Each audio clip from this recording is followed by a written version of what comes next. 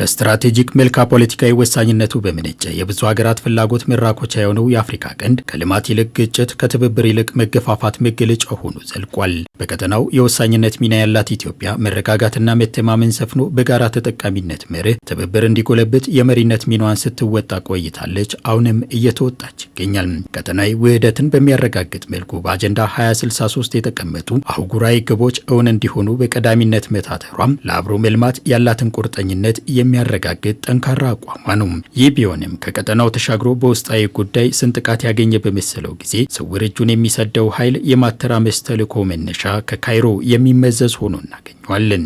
ሻዕቢያ በጣም አደገኛውና መሰሪነቱን የምታውቀው በፍጹም ማለት ነው ባይ ኤኒሚስ ኢትዮጵያ ሰላም ሆና ኢትዮጵያ አልምታ ለምታ እንድትኖር አይፈልጉም።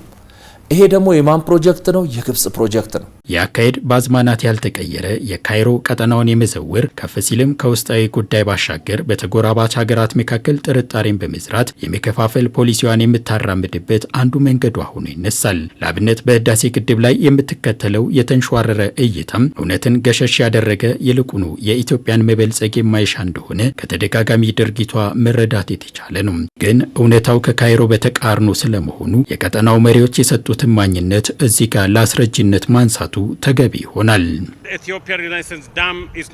የኢትዮጵያ ህዳሴ ግድብ የምህንድስና ጥበብ ብቻ ሳይሆን አፍሪካ የመቻልና የራሷን ዕጣ ፈንታ መወሰን እንደምትችል የሚያሳይ ብሎም ብልጽግናዋን እንድታረጋግጥ የሚያነሳሳ ፕሮጀክት ነው።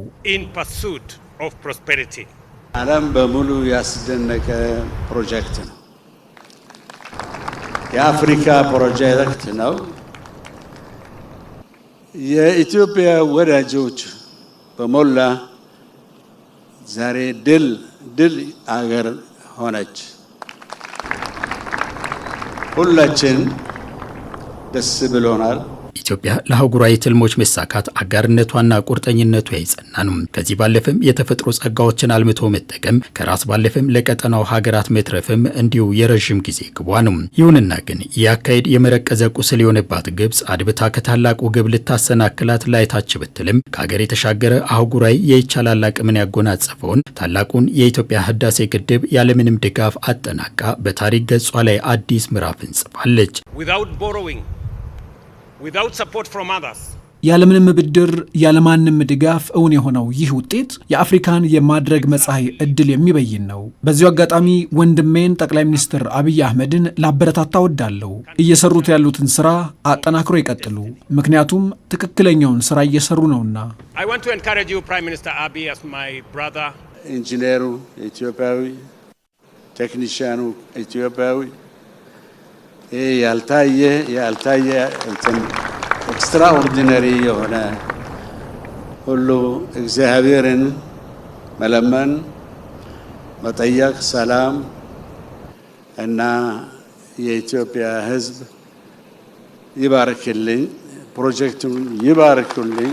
ለኑቢያ ወንድሞቻችን፣ ለምስር ሀገር ወንድሞቻችን ኢትዮጵያ ህዳሴን የሰራችው ለመበልጸግ አካባቢውን በብርሃን ለመምራት የጥቁር ህዝብ ታሪክ ለመቀየር እንጂ በፍጹም ወንድሞቿን ለመጉዳት ስላልሆነ በቅን ልቦና ስጋት የሚያድርባችሁ ወንድሞቻችን የጎረቤት ሀቅ የናንተን ሀቅ መቼም ቢሆን ኢትዮጵያ የማታስቀር መሆኑን ዛሬ በኢትዮጵያ ህዝብ ፊት በድጋሚ ላረጋግጥላችሁ እወዳለሁ። ምንም እንኳ ከካይሮ ቀለብ የሚሰፈርላቸው የዳረጎት ተመጽዋቾች የዚህ ግልብ ሴራ ቤተኞች ቢሆኑም ኢትዮጵያ አሁንም ከጸና አቋሟ ሸብረክ አላለችም። ለቀጠናዊ ትብብር ለአህጉራዊ ብልጽግና የመሪነት ሚናዋን እየተወጣች ነው። እናም ፋይዳውና ጠቀሜታው ከኢትዮጵያ አልፎ ጎረቤቶቻችን ናቸው። ከኢትዮጵያ አልፎ የታችኛው ተፋሰስ ሀገሮችም የራሳቸው ጥቅም አላቸውና አንደኛ ጎረቤቶቻችን ኤሌክትሪክ ተጠቃሚ ይሆናሉ።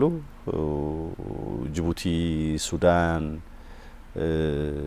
ኬንያ እስካሁን ከኛ የኤሌክትሪክ መግዛት ችለዋል። በቀጣይ ደግሞ ታንዛኒያም ሌሎች ሀገሮችም እንደዚሁ ግዢ ይፈጽማሉ። ነገ ከነገ ወዲያ ደቡብ ሱዳን ብሎም ግብጾቹ የማይጠቀሙበት ምንም ምክንያት የለም። የግብጽ ረሃብ፣ የሱዳን ረሃብ፣ የሌሎች ወንድሞቻችን ረሃብና ችግር የኛም ረሃብ ስለሆነ አብረን ከመብላት ከመካፈል ውጪ እኛ ተጠቅመን ማንንም የመጉዳት መሻት ፍላጎት ስለሌለን ያለፈው አልፏል። ለወደፊት በምንሰራቸው ታላቅ ስራዎች በትብብር በጋራ እንድንቆም ከወዲሁ ከአደራ ጭምር ላሳስባችሁ እወዳለሁ። እንዲህ ያለውን የካይሮ ሴራ ስለምን ብለን ብንጠይቅ መልሱ አንድና አንድ ከዚህ የሚነሳ ይሆናል። ግብጽ ምን እንደምትፈልገው ኢትዮጵያኖች በመንደር ሰው አሁን በብሔር ነው አይደል የሚለው በመንደር በወረዳ በቀበሌ በወንዝ በእምነት በተለያየ ሳይኮሎጂ አይዲዮሎጂ እንድንበታተን ነው የምትፈልገው። ዋይ አባይ እንዳንጠቀም አሁን በዚያ ላዋጣ ሲላት ያነገበችውም የጥፋት ውጥን ግቡን ሳይመታላት ሲቀር ሌላ ጭንብል አጥልቃ መታለች። የካይሮ ካርቱም አስመራ የከሸፈ የሴራ መረብ የምንደኞቻቸው ሚዲያዎች የገደል ማሚቱ ድምፅ ሆኖ ብቅ ብሏል። ከዚያም አለፍ ሲል የናይል ቤዝን ኢኒሼቲቭ አባል ሀገራትን በጥቅም ለመደለል ጥረት ተደርጓል። እንዲህ ያለው አካሄድ ገቢር ነበብ አሊያም ፕራግማቲክ ትብብርን ለመመስረት ሀገራት ፍላጎት እያሳዩ መሆኑን መረዳቱ ላለው የግብጽ መውተርተር ምንም መሆኑ ግልጽ ይሆንለታል። በተለይ ለአፍሪካዊ መፍትሄ ባዳ የሆነው የካይሮ ዲፕሎማሲ ሁነቱን ስላቅ ያላብሷል። ኢትዮጵያ ግን አዲስ ምዕራፍ ላይ ነችና ከውጥኗ ላትጎድል ከህልሟም ላትገታ ጉዟን ቀጥላለች። የኢትዮጵያ የልመና የኢትዮጵያ የስንፍና የኢትዮጵያ የእንጉርጉሮ ዘመን አብቅቶ እንደ ልኳ በሳይዟ የምትለካበት ዘመን ከፊታችን ተዘርግቶ ልክ ትናንትና እሁድ እንደነበረው ዛሬ ሰኞ እንደሆነው ቅድም ጠዋት እንደሆነው አሁን ረፋድ እንደሆነው እንደዚሁ በግልጥ የሚታየው ነገር የኢትዮጵያ ብልጽግናና የኢትዮጵያ ልክ አይቀሬ መሆኑ ነው።